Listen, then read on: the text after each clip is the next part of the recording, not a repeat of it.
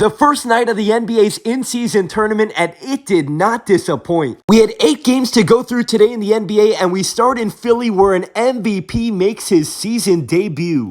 Sixers and Knicks today from Philadelphia, one elite big man versus another. Story of the night, the return of Joel Embiid, but in this first quarter, Karl-Anthony Towns stealing the show. Here he goes again a minute later, going right at Joel. Big man against big man, and Cat has been so good. Philly comes into this one winning against the Hornets in overtime, looking to make it 2 in a row. Midway through the second quarter, Sixers down by 5, easily Paul George's best game as a Sixer. Embiid struggling to get going in his debut, but George, this is why they brought him here. Early in the third, Sixers down by 4, there is the big fella. Embiid finding his groove slowly but surely, but the Knicks doing their thing as a collective. Mikal Bridges' turn. A minute to go in the third, Sixers down by 6, a bright spot for Philly. Jared McCain looking like the real deal. But in the fourth quarter, here come the New York Knicks. Knicks up by 10 now in the fourth, a heck of a day for OG Anunoby. 7 minutes to go, more from that Knicks defense. Karl-Anthony Towns the pickup and OG the slam. Knicks up by 11 with 4:40 to go. Check out the pass from Cat to Josh Hart.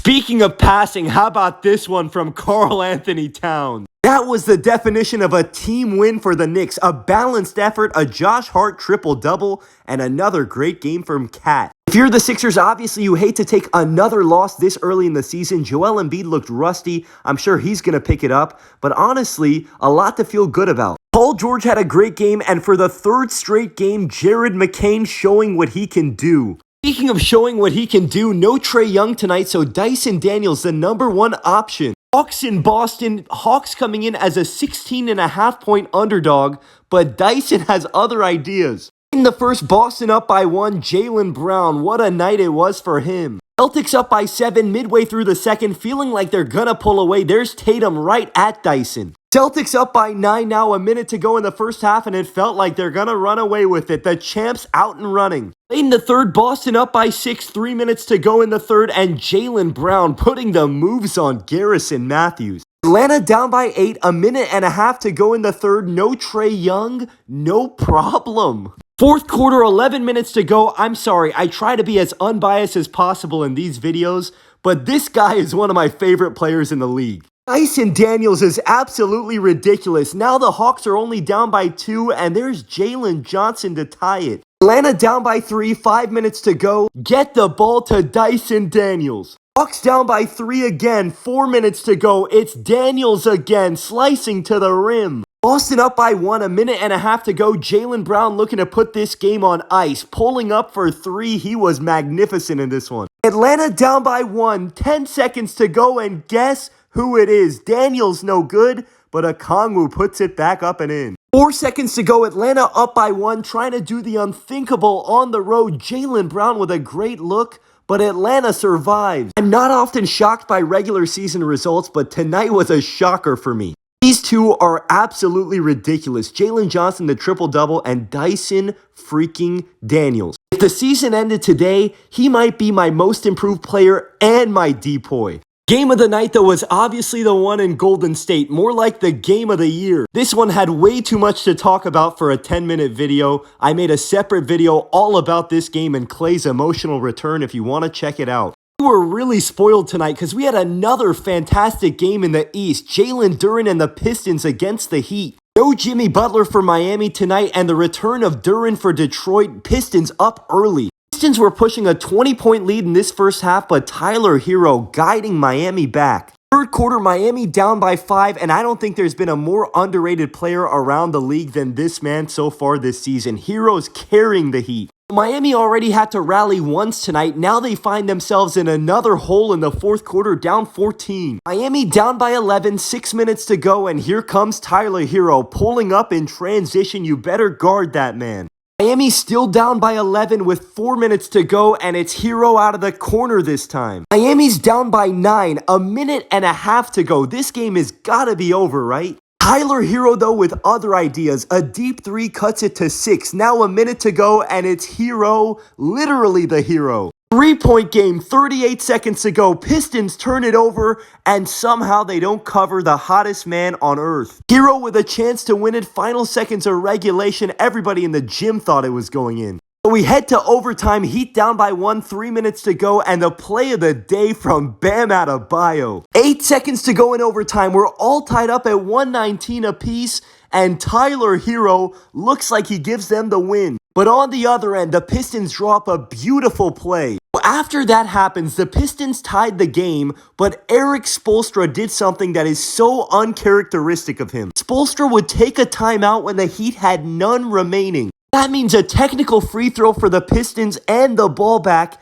and the irony of this moment was Jalen Rose was in the building to witness it. Biggest free throw of the night for Malik Beasley, and he sinks it, and the Pistons win this game. Unthinkable mistake by Spoelstra. By the way, I don't think there's any debate about it. If the All-Star game was tomorrow, this man would be a flat-out All-Star right now. The Miami Heat need to help this man out. Wolves and Blazers tonight from Portland, and early in the game, Anthony Simons has to leave the game for Portland. The Blazers coming off their worst loss of the season to Memphis. They got blown out by the Grizzlies, and Chauncey Billups was completely irate at them after that game. I was very curious to see how Portland would respond to their coach calling them out, and tonight was their best game of the season. Against a great Minnesota team, they responded to their coach's call out with flying colors, and the story of the game, Robert Williams, the Time Lord. Man, was this a great sight to see or what? The Time Lord hooping like he was back with the Celtics. Blazers in control of this game in the second. Jeremy Grant finding the Time Lord, climbing the ladder, and the foul.